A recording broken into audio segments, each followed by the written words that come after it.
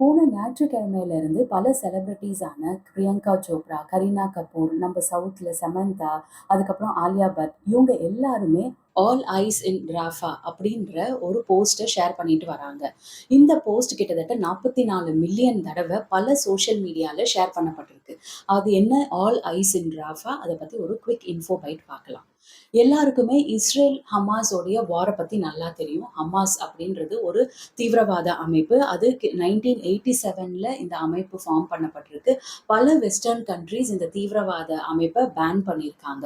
இந்த தீவிரவாத அமைப்போடைய one of the கோல் வந்து ஒரு இஸ்லாமிக் பாலஸ்தீன கண்ட்ரி அமைக்கிறது, பிளஸ் பாலஸ்தீன்ல இருக்க எல்லா இஸ்ரேலியன்ஸையும் வெளியில தகர்த்துறது. ஸோ இதுதான் அந்த ஹமாஸ்ன்ற அமைப்போடைய ஒரு ஒன் ஆஃப் தி கோல். இதனால ஹமாஸுக்கும் இஸ்ரேலுக்கும் பல வருஷங்களா நிறைய பிரச்சனைகள் நடந்துட்டு இருக்கு, நிறைய தாக்குதல் நடந்துட்டு இருக்கு. பட் போன வருஷம் அக்டோபர் 7ஆம் தேதி ஹமாஸ் வந்து இஸ்ரேல் மேல ஒரு தாக்குதல் நடத்துது. இதுதாங்க இதோடைய ஸ்டார்டிங் பாயிண்ட். இந்த தாக்குதல் நடத்தினதுக்கு அப்புறம் இஸ்ரேலோடைய அதிபர் நேத்தானியு அவரு ஓப்பனா வாரை டிக்ளேர் பண்ணிட்டு, காசாவை நாங்க சும்மா விட மாட்டோம், அங்க இருக்கிற ஒரு ஹமாஸ் அமைப்புல இருக்கிற ஒரு ஆளை கூட நாங்க விட்டு வைக்க மாட்டோம், காசாவை கைப்பற்றி எல்லா ஹமாஸ் அமைப்புல இருக்கிற எல்லாரையும் நாங்க வென்றுட்டு தான் இதை விடுவோம் அப்படின்னு சொல்லிட்டு ஓப்பனா வாரை டிக்ளேர் பண்ணி காசாவை தாக்க ஆரம்பிக்கிறாரு. காசாவை அவரு நார்த் சைட்ல இருந்து தாக்க ஆரம்பிக்கிறாங்க. ஏன்னா நார்த் சைட்ல தான் நிறைய ஹமாஸ் குழுவினர் நிறைய பேர் இருக்கிறாங்க அப்படின்னு சொல்லிட்டு நார்த்ல இருந்து தாக்க ஆரம்பிக்கிறாங்க இஸ்ரேல். பல மிசைல்கள், பல பாம்பு பிளாஸ்ட், இது எல்லாமே செஞ்சுட்டு வராங்க. அண்ட் பல வெஸ்டர்ன் கண்ட்ரீஸும் கண்டனம் தெரிவிச்சா கூட ரொம்ப ஜாஸ்தியா யாருமே இஸ்ரேல் மேல எதுவும் சொல்லலை. ஏன்னா இதை ஃபர்ஸ்ட் ஹமாஸ் அமைப்புன்னு இருந்தா முதல்ல ஸ்டார்ட் பண்றாங்க. அண்ட் ஹமாஸ் என்ற அமைப்பே ஒரு தீவிரவாத அமைப்பு அப்படின்றதுனால அதை பல இடத்துல பேன் பண்ணியும் வச்சிருக்கிறதுனால நிறைய வெஸ்டர்ன் கண்ட்ரீஸ் யாரும் இதை ரொம்ப ஒரு பெருசா ஒரு கண்டனம் தெரிவிக்கல. இஸ்ரேல் அவங்களோட தாக்குதலை ஹமாஸ் மேல ஆரம்பிக்கிறது நார்த் காசால. ஸோ காசால தான் முக்காவாசி ஹமாஸ் அமைப்பினர் எல்லாருமே இருக்கிறாங்க. அண்ட் இந்த அமைப்பினர் வந்து நார்த் காசால தான் நிறைய இருக்கிறதுனால இவங்க வந்து இஸ்ரேல் வந்து நார்த் காசால ஃபர்ஸ்ட் அட்டாக் பண்ண ஆரம்பிக்கிறாங்க. ஸோ இவங்க அட்டாக் பண்ணும்போது பாலஸ்தீன பொதுமக்கள், அங்க இருக்கிற பொதுமக்கள் நிறைய பேர் நார்த்ல தான் நிறைய சண்டை நடக்குது, நிறைய மிசைல் லான்ச்சஸ் இருக்கு, நிறைய பாம்பு பிளாஸ்ட் இருக்கு அப்படின்றதுனால நார்த்ல இருந்து எல்லாருமே சவுத்துக்கு புலம்பெயர்ந்து வந்துடுறாங்க. ஸோ சவுத்துல வந்து இங்க வந்து ஒரு டென்ட் போட்டு, ஈவன் சவுத்துக்கு வந்தா கூட அவங்க சொந்த நாட்டிலே ஒரு அகதி மாதிரி அந்த இடத்துல அவங்க ஒரு டென்ட் போட்டு வாழ்ந்துன்னு இருக்கிறாங்க. சவுத்துல ஒரு 2 சின்ன நகரம் இருக்கு. அதுதான் வந்து கான் உனுஸ் அப்படின்ற ஒரு நகரம், அது கூட இந்த ராஃபா அப்படின்ற ஒரு நகரம். இதுதான் the southern most end part of Gaza. காசாவே ஒரு ஸ்ட்ரிப் மாதிரி தான் இருக்கும். இந்த சதர்ன் எண்டில் இதுக்கப்புறம் வந்து ஈஜிப்ட் தான். இந்த பொதுமக்கள் எல்லாம் இங்க இருந்து ஈஜிப்ட் போகணும், அதாவது வேற ஒரு நாடு போகணும்னா அவங்க ஈஜிப்ட் தான் போகணும். ஸோ இங்க இருந்து ஈஜிப்ட் போகணும் அப்படின்னா இந்த ராஃபா வழியா தான் அவங்க போய் ஆகணும். ஸோ அதனால நார்த்ல ரொம்ப பிரச்சனையா இருக்கு அப்படின்றதுனால எல்லாருமே நார்த்ல இருந்து சவுத் சவுத் காசாவுக்கு எல்லாருமே டிரான்சிட் ஆகி இங்க இருக்கிற இந்த அகதிகள் கூடாரத்துல நிறைய தங்கி இருக்கிறாங்க. நான் முன்னாடியே சொன்ன மாதிரி இந்த சவுத் காசால 2 சிட்டி தான் இருக்கு. ஒண்ணு வந்து கான் யூனிஸ் அப்படின்ற ஒரு சிட்டி. இன்னொன்னு இந்த ராஃபா. ராஃபா தான் சதர்ன் டிப். அதுக்கப்புறம் ஈஜிப்ட் தான். ஈஜிப்டும் அவங்க வந்து இங்க போர் நடக்கிறதுனால ஈஜிப்ட் அவங்களோட பவுண்டரிய சுத்தி ஒரு பெரிய சுவர் அமைச்சிட்டாங்க. அங்க எலக்ட்ரிக் ஃபென்சிங்கும் போட்டுட்டாங்க. ஸோ இங்க இருந்து யாருமே ஈஜிப்டுக்கு தப்பி ஓடவும் முடியாது. ஸோ நார்த் காசால அட்டாக் நடக்கிறதுனால எல்லா பொதுமக்களும் நார்த் காசால இருந்து சவுத் காசால வந்து அகதிகளா டென்ட் போட்டு தங்கிட்டு இருந்தாங்க. ராஃபாவான சிட்டிலையும் சரி, இந்த கான்டுனிஸ் அப்படின்ற ஒரு சிட்டிலையும் சரி. இனிஷியலா இஸ்ரேல் வந்து நார்த் காசால எல்லாரையும் வந்து நார்த் காசாவை கைப்பற்றிட்டு அங்க இருக்கிற ஹமாஸ் அமைப்பினர் எல்லாரையும் ஒழிச்சு கட்டின பிறகு கொஞ்சம் கொஞ்சமா சென்ட்ரல் வழியா சவுத் காசாவுக்கு வராங்க. முதல் தாக்குதல இந்த கான்யுனிஸ் அப்படின்ற ஒரு சவுத் காசா சிட்டியை முதல்ல அட்டாக் பண்றாங்க. இது அட்டாக் பண்ணும்போதே எல்லா கண்ட்ரீஸும் சரி, எல்லா இன்டர்நேஷனல் அமைப்புகளும் சரி பெரும் கண்டனத்தை இஸ்ரேலுக்கு தெரிவிக்கிறாங்க. இஸ்ரேலுக்கு தெரிவிச்சு நீங்க ஹமாஸ் அமைப்பினரை கொல்றதோ இது பண்றதோ வேற, பட் அங்க இருக்கிற பாலஸ்தீன பொதுமக்களை, எஸ்பெஷலி வுமன் அண்ட் சில்ட்ரன், இவங்கள வந்து கண்டிப்பா அட்டாக் பண்ணக்கூடாது அப்படின்றத இஸ்ரேல் அதிபருக்கு சொல்றாங்க. அவங்களும் வந்து இந்த அட்டாக்குக்கு அப்புறம் நாங்க வந்து இந்த ராஃபா பகுதி ரொம்ப ரொம்ப சேஃப் ஜோன் அப்படின்னு சொல்லி இஸ்ரேலே வந்து டிக்ளேர் பண்றாங்க. இந்த ராஃபா அப்படின்ற பகுதி இஸ்ரேல் வந்து நாங்க தாக்குதல் பண்ண மாட்டோம் அப்படின்னு சொன்னதால, இந்த ராஃபா பகுதி ஒரு சேஃபான பகுதின்னு சொன்னதுனால, பல இடத்துல காசால பல இடத்துல இருந்த பாலஸ்தீன பொதுமக்கள் ராஃபாவ நோக்கி ஓடி வந்து, இங்க அகதிகளா ஒரு டென்ட் போட்டு வாழ்ந்துட்டு இருந்தாங்க.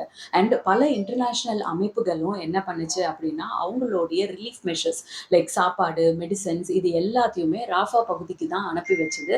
அண்ட் ராஃபால இருக்க மக்கள் எல்லாமே அத பாதி பொருள் போய் சேர்ந்துச்சு, பாதி பொருள் போய் சேரல. பட் அங்க வந்து நம்ம சேஃபா இருப்போம் அப்படின்றதுனால எல்லா இடத்துல இருந்து ராஃபால இருந்தாங்க.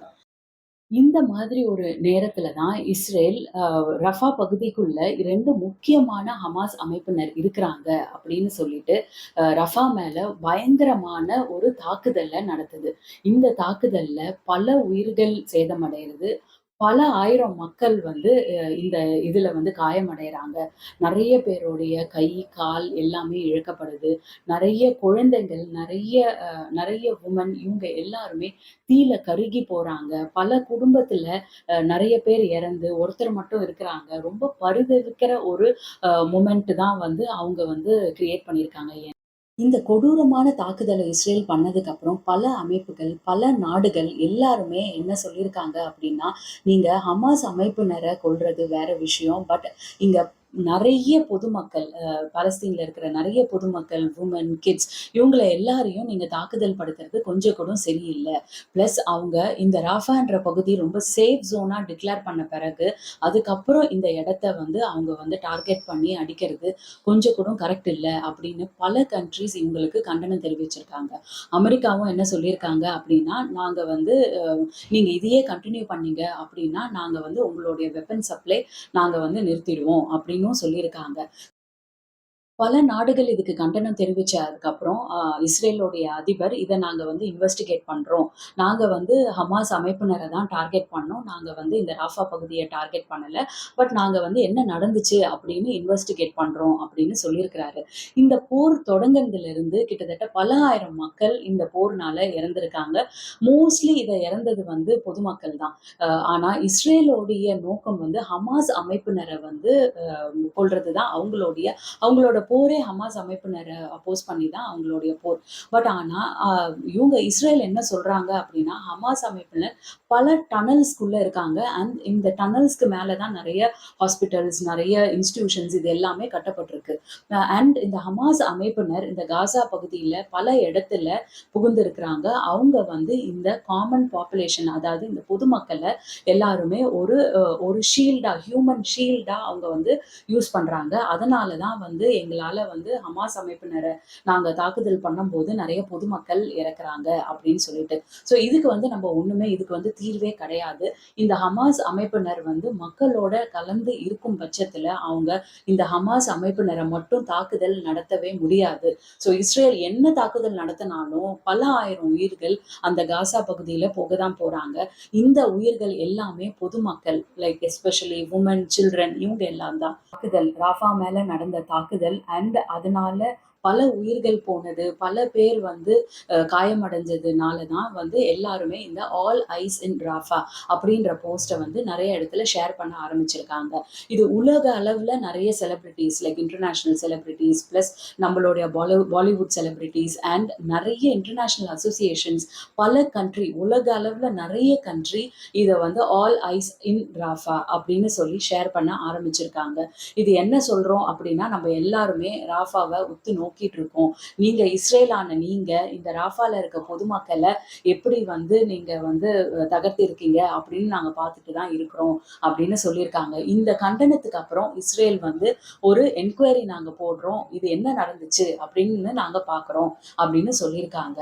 ஸோ என்னதான் நடந்தாலும் இதுதாங்க பிரச்சனை. போர் அப்படின்னு ஒண்ணு வந்துருச்சுன்னா அதுக்கான தீர்வே கிடையாது. இதுல வந்து யாருக்கும் யாருக்கும் நடுவுல போர் நடந்தாலுமே அதுல ரொம்ப கஷ்டப்படுறது பொதுமக்கள் தான். இருக்காங்களாமா. இந்த பொதுமக்கள் ஈவன் அவங்க எல்லாருமே காசா நாட்டை சேர்ந்தவங்களா இருந்தா கூட இந்த பொதுமக்கள் எல்லாருமே சொந்த நாட்டிலே அகதிகளா வாழ்ந்துட்டு இருக்கிறாங்க.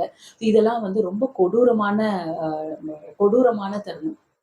நெறைய பேரு அங்க எலக்ட்ரிசிட்டி இல்லாம, ஃபுட் இல்லாம, இதெல்லாம் எதுவுமே இல்லாம ஒரு நாளா கடந்து போயிட்டுருக்காங்க. இந்த நாள் நம்ம வாழ்ந்துட்டோம்னா, இது வெற்றி. அடுத்த நாள் நம்ப பார்த்துக்கலாம். அப்படின்ற ஒரு பாலிசி வச்சுட்டு தான் அங்க வாழ்ந்துட்டு இருக்கிறாங்க. ஸோ இது வந்து இந்த தருணம் வந்து நிஜமாலுமே ரொம்ப கொடூரமான தருணம். அண்ட் இஸ்ரேல் இந்த ராஃபா பகுதி மேல நடத்தின இந்த ஒரு கொடூரமான தாக்குதல் தான் நம்ம எல்லாருமே இந்த ஆல் ஐஸ் இன் ராஃபா அப்படின்னு பல பேர் ஷேர் பண்ணி போஸ்ட் பண்றது, பல சோஷியல் மீடியால போஸ்ட் பண்றதுக்கான ரீசன் இதுதான்.